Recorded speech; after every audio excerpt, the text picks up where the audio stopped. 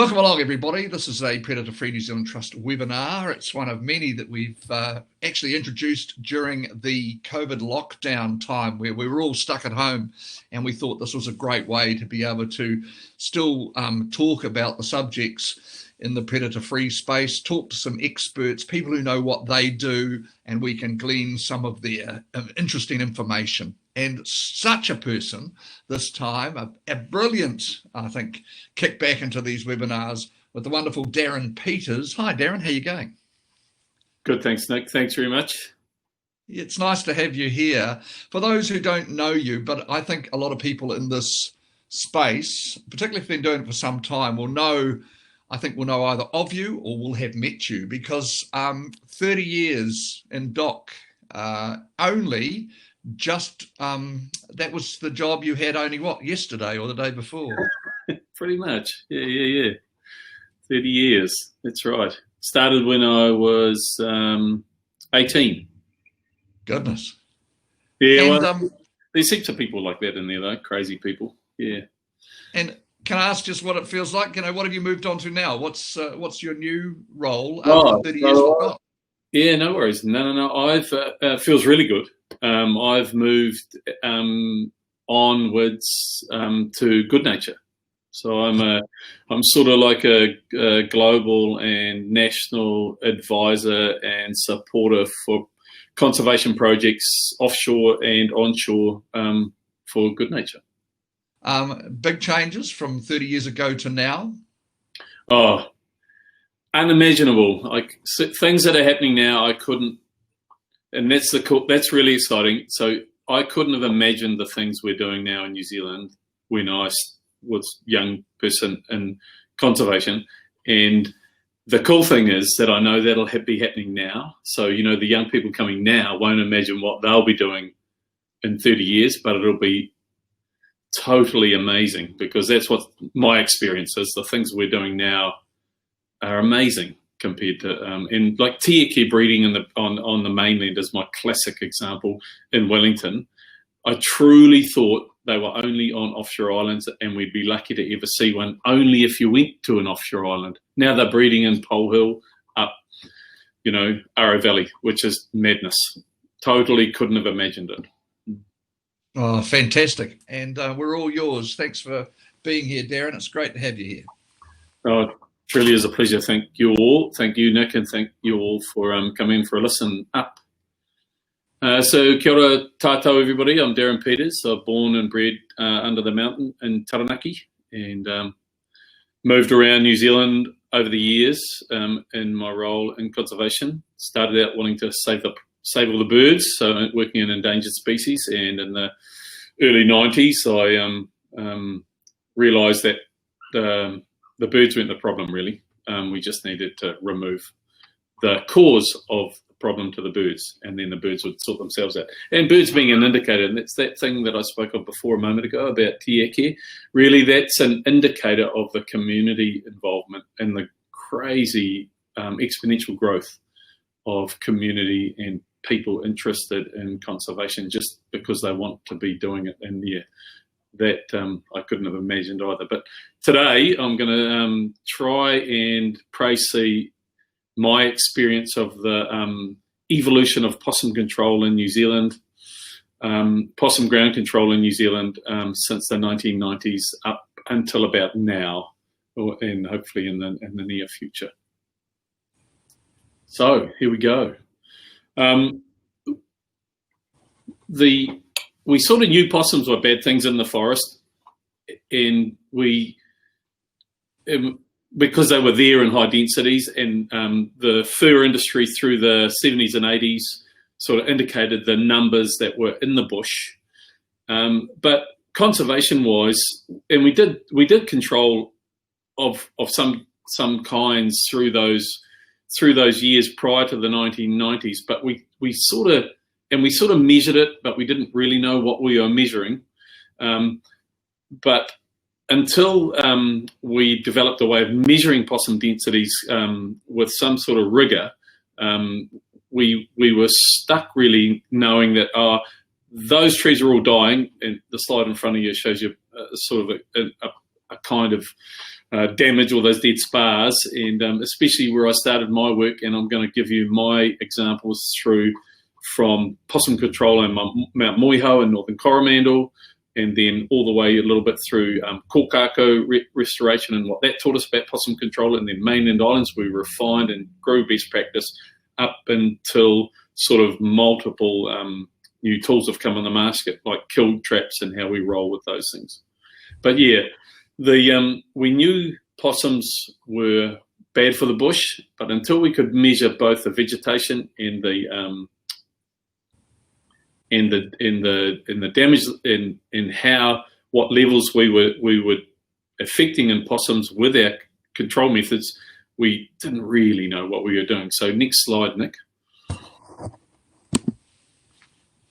So this is just a mock-up of how residual trap catch monitoring for possums was developed and my involvement in it. So in the Waikato area, and Coromandel was part of the Waikato back in the 90s, we wanted to do possum control on Mount Moiho because of, the rata were dying at a rapid rate, just dead spars all through the forest. And koikoi, a beautiful coastal tree, was dying in large amounts as well. So there was some smarter brains than me down in Hamilton, and they were coming up with these ways of measuring possum density, and then they were linking that method to vegetation monitoring. So these three trap lines, those three purple lines you can see on that map, are basically what used to be sent, and those three lines are in the catchment of the Ongohi stream in Northern Coromandel. So usually a 600 or 700 hectare area, and I'd be sent these lines, and I'd go off into the bush and I'd put my traps out on those lines, and those lines would have single set Victor number 1 leg hold traps, and we'd put 32 lines would have 33 traps, and one line would have 34 traps. Gives us a total of 100 traps. We'd run those traps for 3 nights.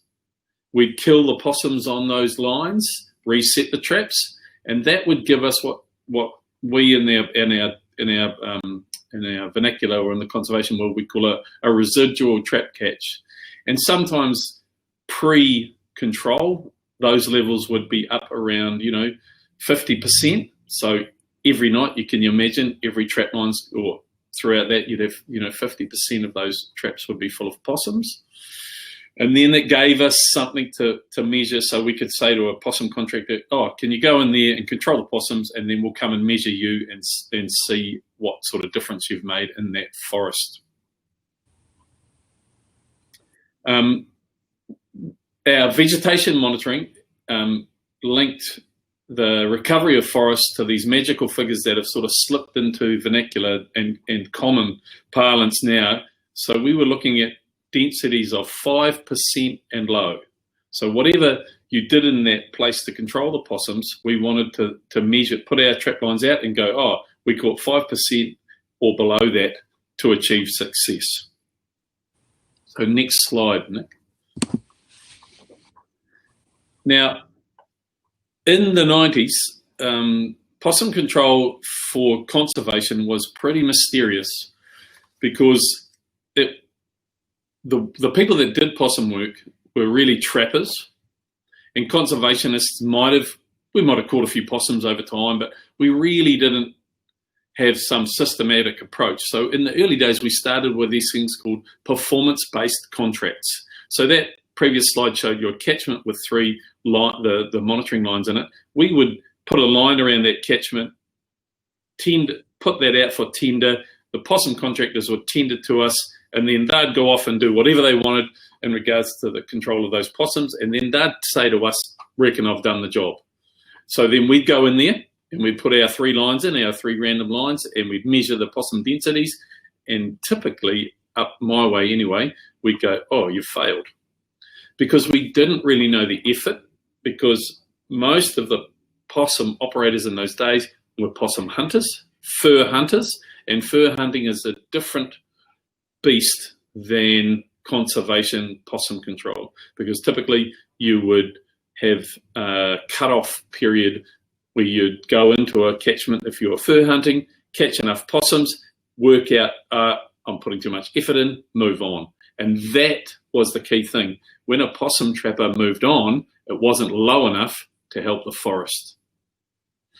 So we had to develop these methods somehow, and that was our little conundrum once we started doing these performance-based contracts. And the tools really available to us was this thing, or to the contractors was a leg hold trap. And of course the restriction, we all know you have to check those every day. Can you go to the next slide, please, Nick? Cyanide paste. So that's just the classic piece of paste on a with a flower lure. And I'll just, so those were the two main tools we had at our disposal, or the possum trappers had at their disposal for ground control success. So there was a few developments that came along besides some of the possum hunters and some of the contractors were good enough and they would hit our targets. And so that was all good. But a lot of possum contractors weren't hitting our targets, and it's no good to be not paying people for their work. So we had to try and work through all this tension to get success, not only for the contractors or the possum people, and also for ourselves and from that New Zealanders for that conservation outcome. So then there was a few technological changes in the control methods that helped us. Go to the next slide, Nick. And that funny little bag on that tree is encapsulated cyanide. So a little pill of cyanide, and inside that bag is some other pre-feed. And what that allowed us to do was that little pill lasted longer in the environment, whereas that previous slide of cyanide paste didn't last very long at all. So that was a huge step forward. And the next slide, Nick. But the real game changer for matching our effort to our outcome was the advent of Brodifacoum coming into New Zealand for control of possums. So that's a bait station, a fill-proof bait station, which was also developed in the 90's. And that held this toxin called Brodifacoum. And so that, between those advent of those little technological changes, and then this next slide is the real key one for me, Nick, this is a forest in central Waikato. And this was the first place really where we worked out how to protect kōkako from possums.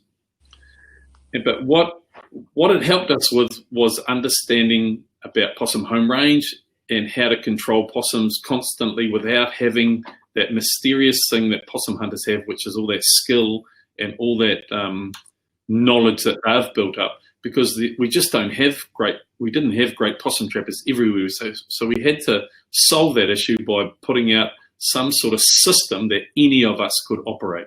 And at Mapara really was the first place where we showed that system in the conservation sense, and it was in conjunction with protecting kōkako. So in that little bit of forest, about 850 hectares, we turned the kōkako population around in about 6 or 7 years, and it was a combination of constant possum and rat control, but the main thing was the possum control. And those bait stations you just saw, the foolproof bait stations with the Brodifacoum in it, we laid out in a vague grid in this place, because this place was milled in the probably in the 50s and 60s. All the large potocaps were taken out of it, so there was all these residual bulldoze lines, and there were these access ways that the bird guys knew about, and then the possum control people could establish their bait stations on. And so I went and visited this place and had a look at how it was operating, and sort of worked out, the density that was successful looks a bit like this. And that density was haphazard because of people just put out what they thought was the best thing to do at the time. And so I wanted to systemize that even again so that we could start doing it in other places and start giving out contracts so that we could guide our field workers into putting out something that was solid and systematic so that so not only they would succeed, but we would get success. So move to that next slide, Nick. So I took those learnings from Mapara back up to this mountain Moiho in northern Coromandel, and believe it or not, those were my original drawings on maps to work out that's a 150 metre by 150 metre grid in that habitat. And if you can read maps, that's 892 metres above sea level, Moiho. So it's quite a steep place. And if you notice in the pencil drawing on the right, one side of that face is quite a steady slope. So I used in those days we sort of didn't really have GPSs. So I used an altimeter to lay out those lines to be accurate in the environment on the slope. And there was two other guys working with me, and they did the right-hand side of the valley, and they did it on a compass bearing, as you can see those straight lines. And of course, they hated me forever because compass bearings in that sort of country isn't much fun at all. But in the end, we placed in that 600 hectare block a 150 metre by 150 metre block, a grid of bait stations. We then we put into all those bait stations 1.5 kilograms of Brodifacoon, filled all the bait stations. A good colleague of mine called Patrick Stewart did that work, just about killed him, carrying bait everywhere on that country. But we filled those bait stations up 3 times, 10 days apart. So filled them, and then filled them, waited for another 10 days, removed all the bait, and then measured the possum density. And we were miles under 5%. So all of a sudden we'd come up with this sort of systematic way of operating in the forest to almost guarantee success on the ground. But yeah, it was quite a bit of sweat, but it was really awesome because then the rest of the mountain, we could just hand over the contract and the method to our contractors and go, if you do this, you'll succeed. So we did that for the rest of that mountain. And of course, Moiho still has about a 10,000 hectare grid of bait stations in place, probably a bit overgrown now because there's no goats up there. So that's an important thing to remember for you conservationists out there. Shoot your goats last because the goats are a handy thing to keep the bush open while you're establishing all your networks for any kind of control. Right, next slide, Nick. Soon after we'd started learning about residual trap catch for possums, that methodology and these new tools came into conservation for controlling pests. The department set up with some central funding 5 mainland islands. 5, yeah.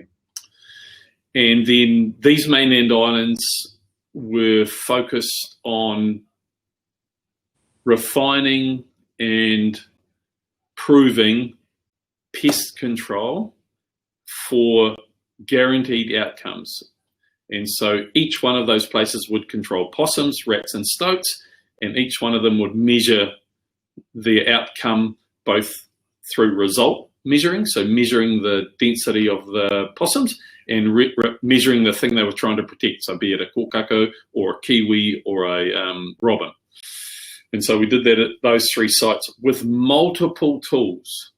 So we used 1080 in-bait stations for knockdown. We used cholecalciferol was a new toxin in those days. And then all of those places, fortunately, helped design what and helped refine what we now term as current best practice for animal pest control, but particularly in this sense for possum control. So you can move to the next slide, please, Nick. And that brings me to Te Urewera. So I'm just moving slightly, but it's still developing on the possum control history. So we'd learnt really how to do it with the bait station and poison way of operating. And then in this mainland island site, the Te Urewera mainland island, because we work closely with Tūhoi at this site, they'd always asked us to check up on pigs and deer in this environment. So when we operate with a toxin, we would sample both the pigs and the deer in this site to check whether the toxin was getting into the pigs or the deer, because Tūhoi, of course, were hunting and eating food out of this place, pigs and deer. And so they wanted to be assured that the work we were doing wasn't impacting upon their food.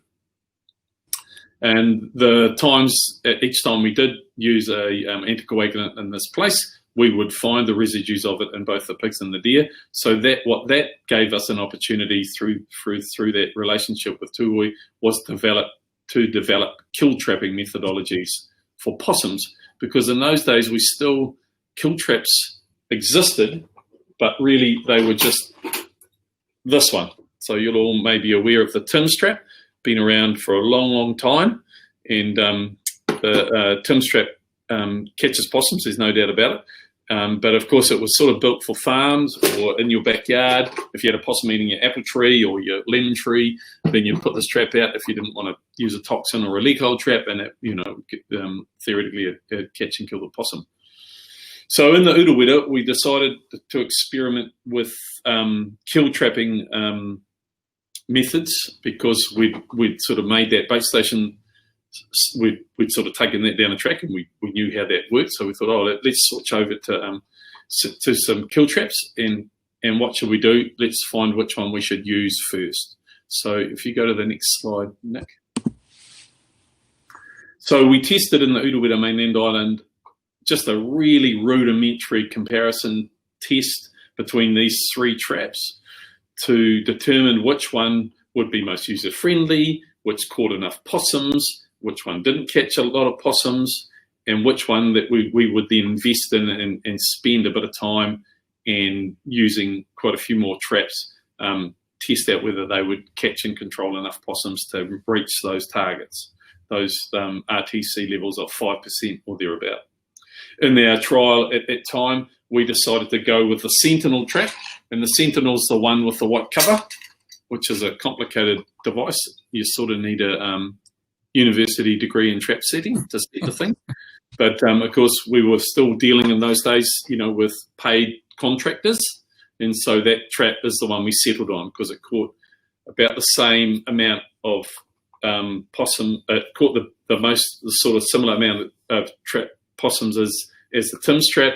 And so we went on and invested in a bunch of those Sentinels, laid them out in a vague. Can you go back to the slide again, Nick, the previous slide?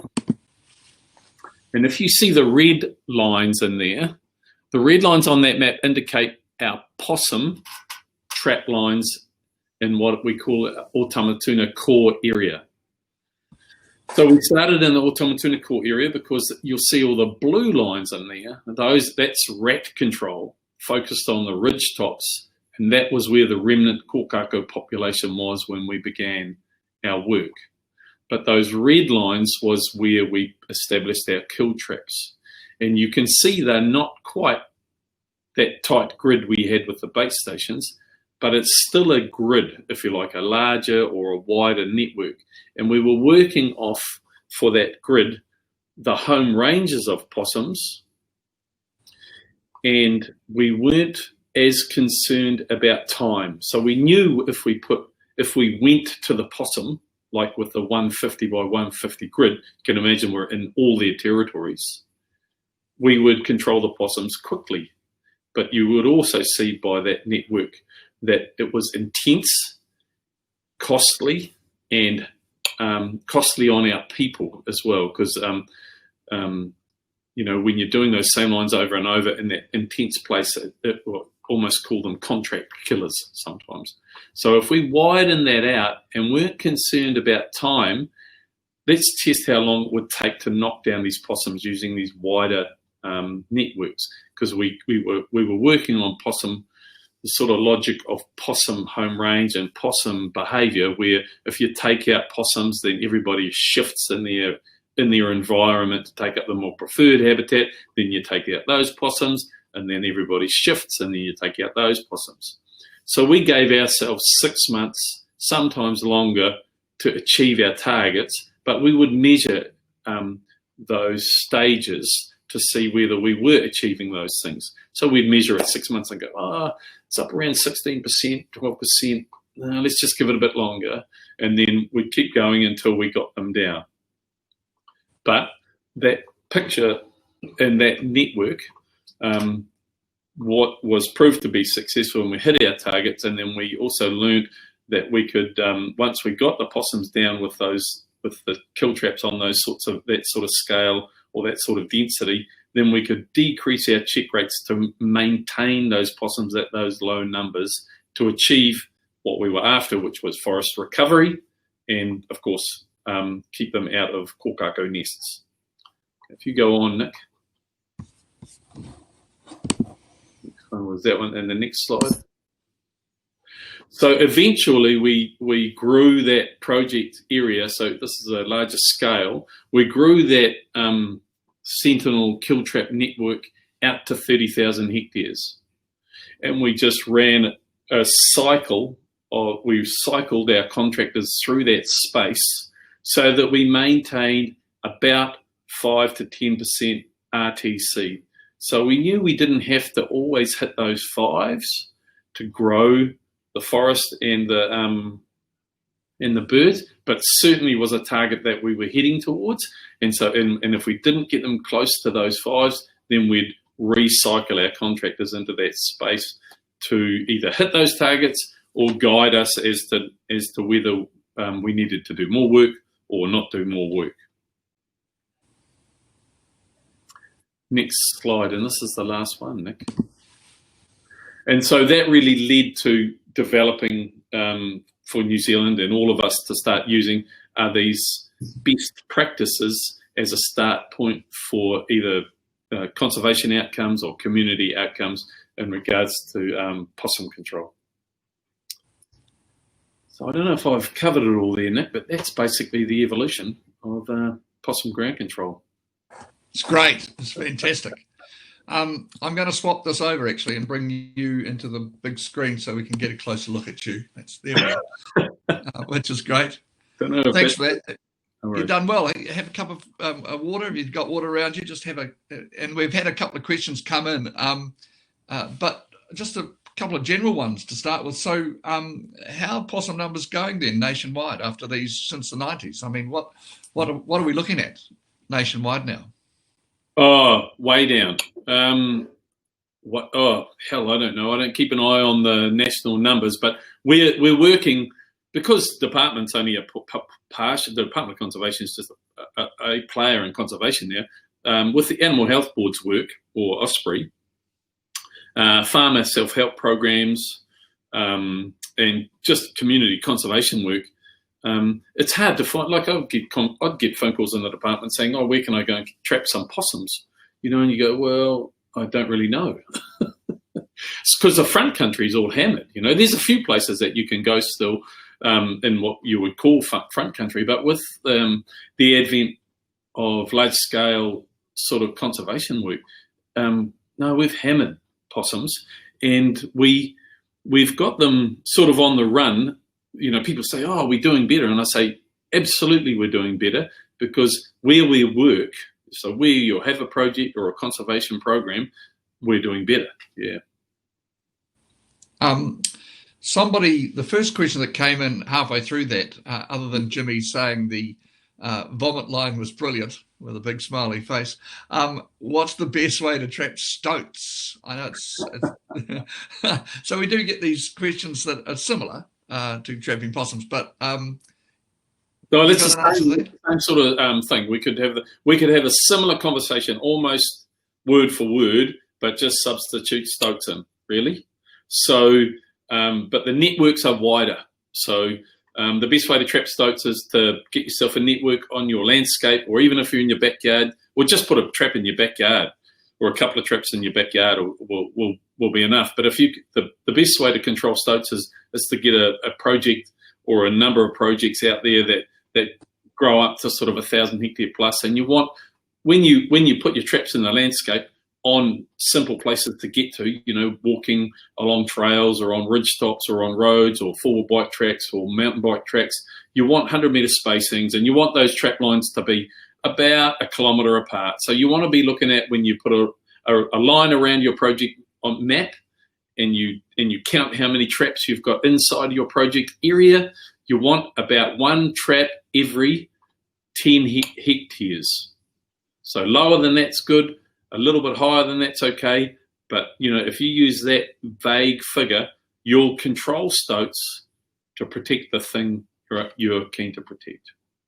The home range of a possum, how wide is that? About 60 hectares. Yeah, but the best book, if you really want to understand that stuff, there's a book in New Zealand called The Mammals of New Zealand, or Introduced Mammals of New Zealand, got a blue cover with a seal on it, because that's a mammal of New Zealand. And in there, that's an edited book, and it's reproduced every now and then, and each chapter is sort of written by an expert that pulls together all the latest information. So in there's a chapter on possums, and that'll give you the latest information on home range of possums, but around 60 hectares, so half a grid square. I see that Tim Park has written in, just giving us intel on the possum numbers and a link.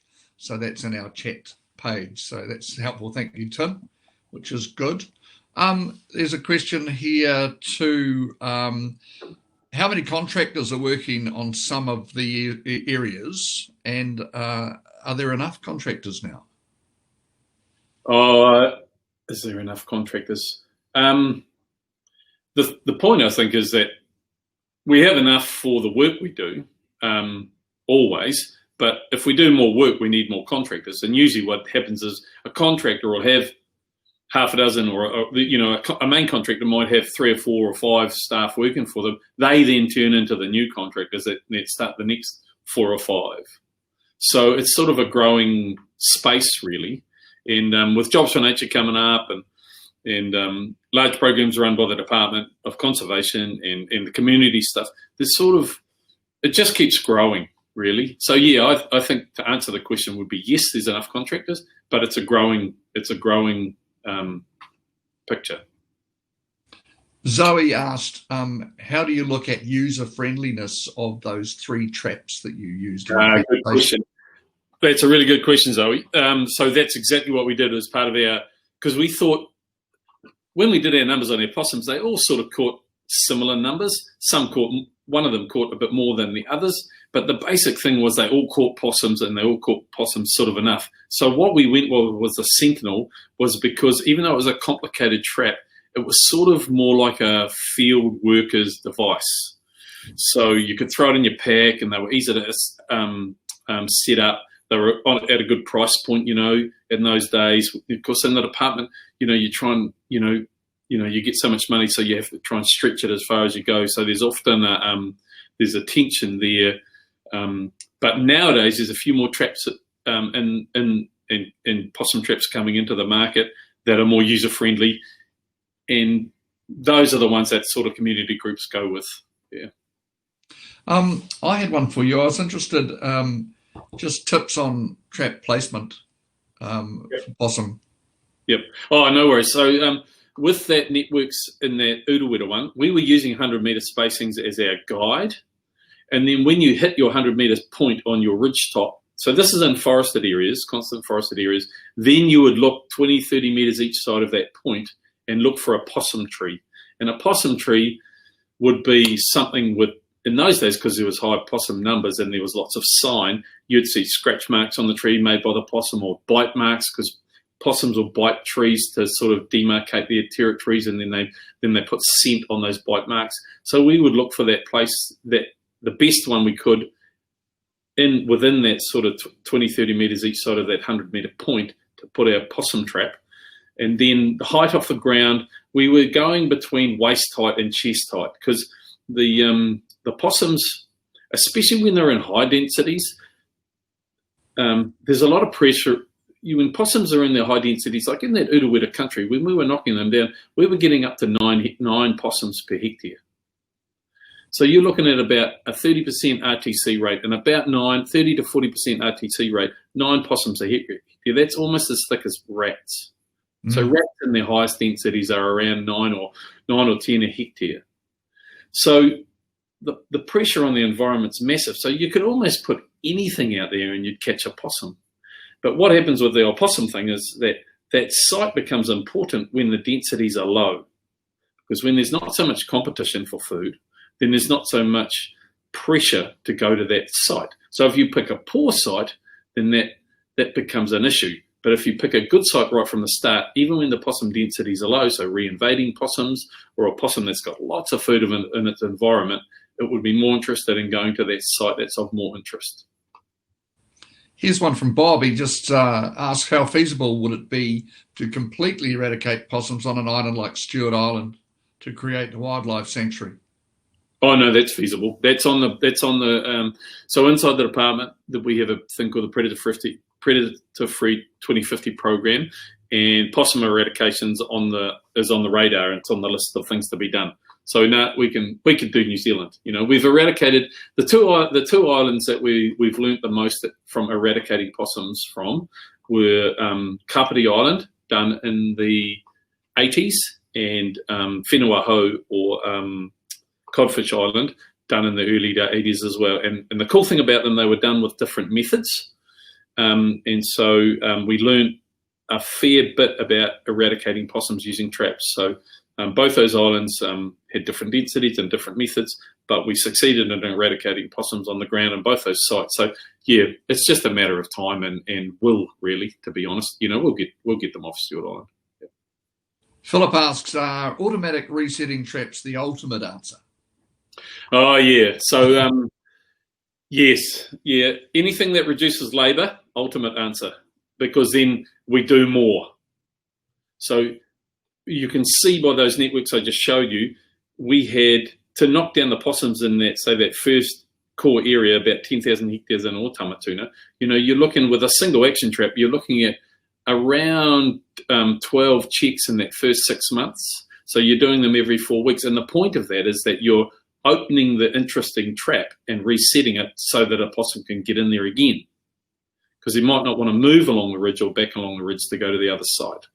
So resetting traps, from my perspective, are the answer for New Zealand, because then we can use our labour more widely. So instead of putting 12 bits of labour on that same ridge, we can use 12 ridges in 1 year. So you can go exponentially larger. But the key to resetting traps, of course, is lure. A long life lure.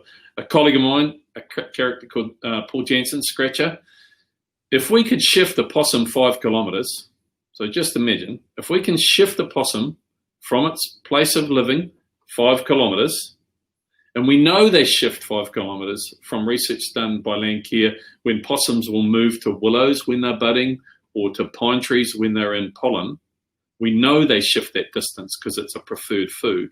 So we know at certain times they do that. If we could do that, 30,000 traps for the South Island. So just think about that. 30,000 traps. These traps behind me, we've sold close to 500,000 of those into New Zealand just because conservation's interesting and people are keen on it, with no plan and no real where are we going. People are just interested.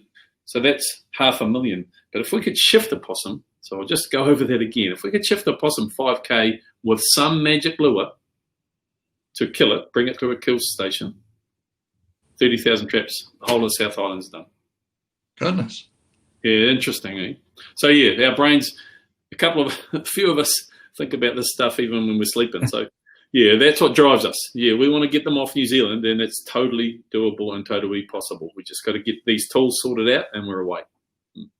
What do you say to people? Sorry to interrupt. So, like I say, that thing that I couldn't have imagined when I was a child, you know, the young people doing their work now, they'll achieve that when they're older folk, because they won't be able to imagine what they will design in that period. What do you say to people? I mean, that passion you've got it. It's obvious, natural with you. What do you say to people that have been doing this for a while and just need motivation? And a lot of them out there doing this now. Oh, absolutely. So each project's a jigsaw puzzle piece for New Zealand, and don't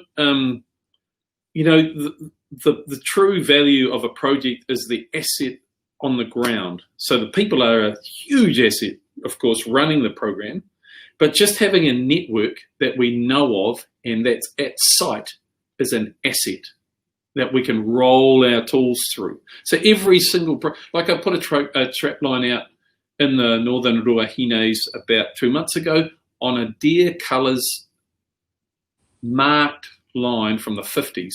So we knew there was a line up a ridge, but he'd scarfed the trees and put the odd marker up, and we reopened that line, but the asset, we knew it was there. So we took the traps straight away. We didn't have to cut the line to start off with. We knew the line was there. We can cut it in the future, but we just went straight back to an asset that was established in the 50s. So that's what I try and say to people. You know, if you need to take a breather from your project or whatever, take a breather. It's not a big deal. We've got the asset, which is the project. Rob Fraser asks, can we shift possum 5Ks with pre-feeding? Perhaps, but we just have to work on those things. So that sort of theory, we haven't tested it. So we've got the largest scale ground control I showed you from the Udawita. That's still at a trap every 12, 15 hectares. So we haven't got to that real wide scale.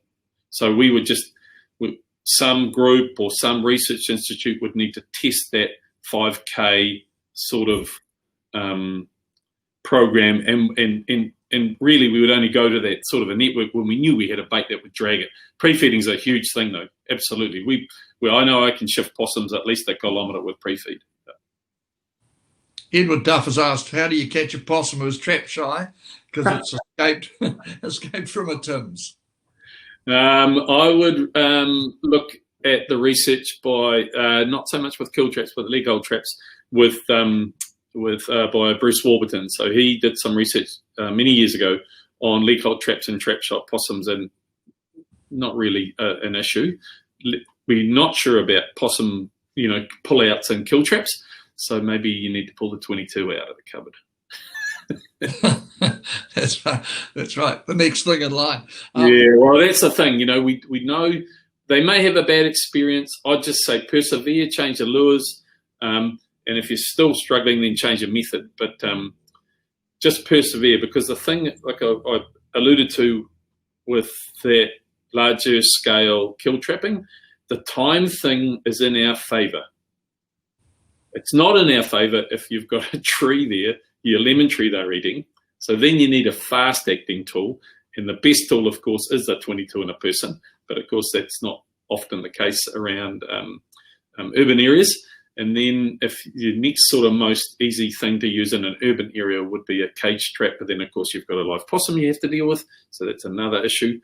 So kill trapping is the best thing to do, probably for catching a possum. Raised sets versus ground sets. I think that question's in regards to, is that leg hold traps? It's the full question. It says Possum Lures D gave us a breakdown of raised sets versus ground sets. Does that ring a bell? Yep, sort of. I need a few more specifics, I think, but I'll give it a go. When you're catching possums in Kiwi country with leg hold traps, we raise the traps up the tree. So we use a special device and we bring the traps off the ground. And that is a much less, they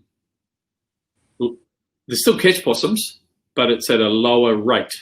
So you still have to check your traps every day, but you'll catch less possums, but you'll still catch them over time, but you'll just catch them slower.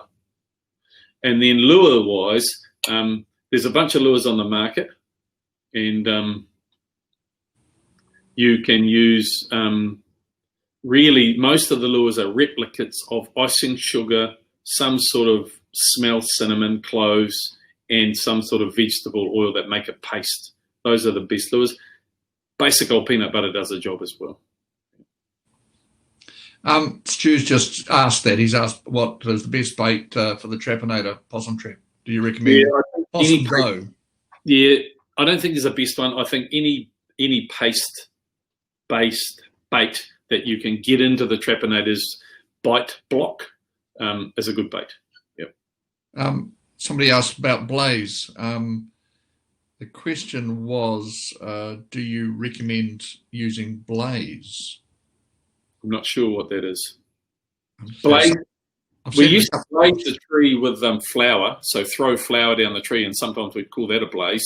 And flour is always a good thing because they love flour, you know. And wheat, ground wheat, even though we don't smell it that well, it's a hell of an attractant. And white, the flour being on the tree, you know, the big white streak of flour on the tree seems to be an attractant, because we've moved on a little bit to visual lures, so you can just put a piece of tape, you know, put a little marker above your leg hole trap and you'll catch a possum.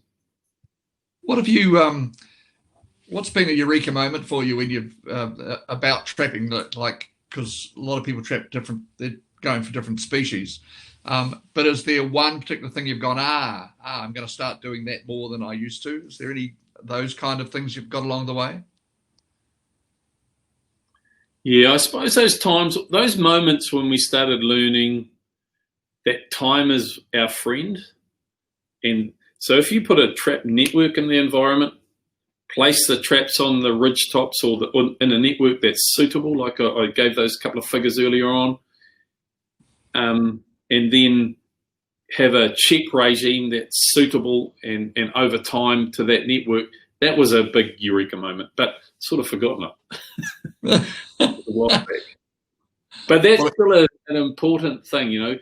Most of our work is about a good network that suits the pest we're targeting with a suitable trap and a suitable lure, and then you win the game. Yeah. Here's a question, quite a long one. It says, as someone who seems to have done so much in the field, in your experience, what is the one thing that's going to hold us back from being predator-free by 2050?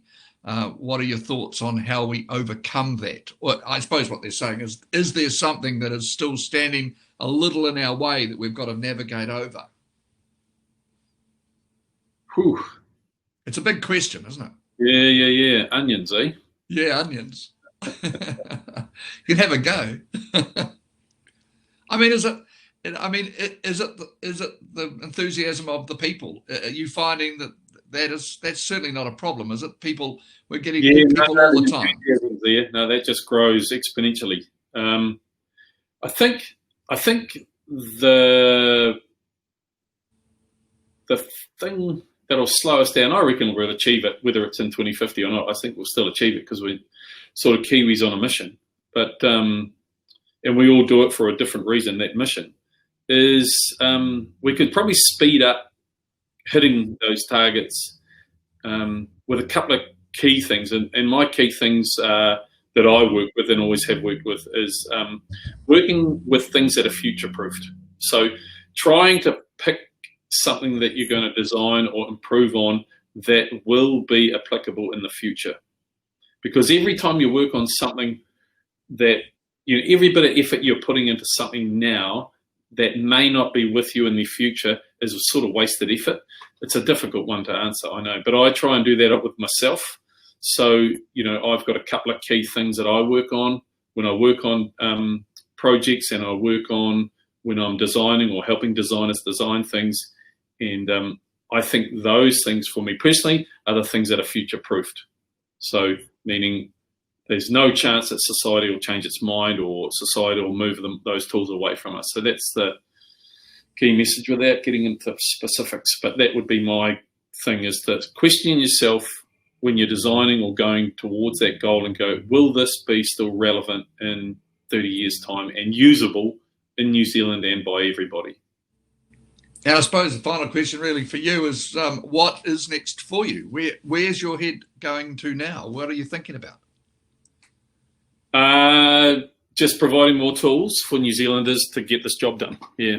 So my head's in the space of guiding and growing projects, of course, up and down New Zealand and internationally with invasive animal pests, but trying to influence and also bring to New Zealand and to people the tools that are going to enable us to hit those, to get to predator-free 2050.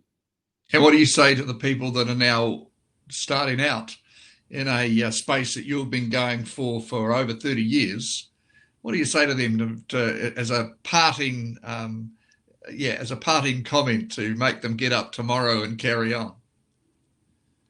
Oh, just stick with it, because it's hard work. When I was cutting ki'i at 50 metres a day in that Te Hope catchment on Moiho, using that example, I thought, this is just endless. I'm never going to get this job done. But of course, that was a tiny snippet in time, way back then, which has even been dropped away to bring us to this space. So just keep going, because it's hard work, conservation and especially pest control or predator control. But if you just keep going, just, eat that elephant one bite at a time. Yeah, it's a great way to finish. Hey, Darren, you've been fantastic. You can now relax, take it easy. Get Margaret there at the office to make you a cup of coffee and have a lie down, if you like. It's been great to have you. Just to remind everybody, if you missed any of this or you want to get people that you know to watch it, we record the whole thing. It'll be up on our Predator-Free New Zealand Trust website pretty quickly. We usually turn these around quickly, and then people can watch them in their own time, which is great.